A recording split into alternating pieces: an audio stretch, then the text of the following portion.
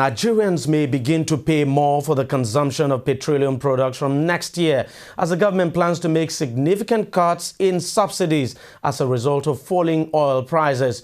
President Goodluck Jonathan submitted a revised budget figures to lawmakers last week, proposing to spend 458.68 billion naira on petrol subsidy in 2015, down from 971.14 billion naira for 2014. But the federal government's subsidy plans may not go down well with many Nigerians. The last time the Nigerian government attempted to remove fuel subsidies, it was greeted with a nationwide strike that lasted for 8 days. That was back in 2012, just a year after Jonathan won a general election. With another general election less than 3 months, the president may be taking a huge gamble with his plans to halve subsidies next year. The voters may decide to take it out on him as he seeks a second term in office. But with dwindling revenue from oil as a result of falling crude prices, analysts say the president doesn't have a choice. If you look at our capital expenditure, national capital expenditure at the federal level, you realize that the capital expenditure is about 1.1 trillion, while you are spending 1.4 trillion to subsidize consumption of products that are produced out of the country. When you know if you remove the subsidy, you will compel the private sector to set up refineries locally. So I think those are the areas we should be looking at. In terms of development economics, you would say it's a good plan. When you have got dwindling revenue for a government, then you have to see how to have free money, for development, especially infrastructure across the board, to make development and growth of the economy easier to handle. But experience with Nigeria and Nigerian leaders has shown that we are actually likely to get the opposite.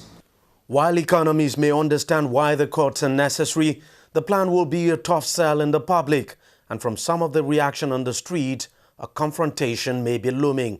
Removing subsidy in this country again is not justifiable, because the last one they did, that was in 2012, if I can remember.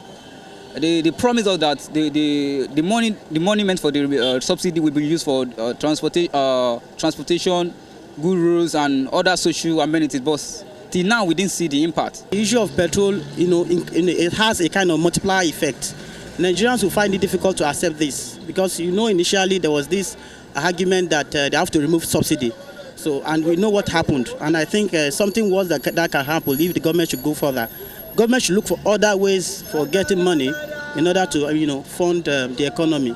Well, I think it won't be a nice idea for federal government to remove subsidy because it's going to affect the generality, and it's going to bring more poverty to the land, and it won't be okay. Why trying to remove, fuel subsidy? Government must not forget its statutory obligation, to the public. So they must be ready to now take full charge of their responsibilities so that the masses will not feel too much the impact of the removal. No question that this is a tough call for a president facing re-election, but the ultimate decision now rests with Parliament. Lawmakers would have to approve it before it can be implemented. They too will certainly have a tough time debating this subject in the coming days.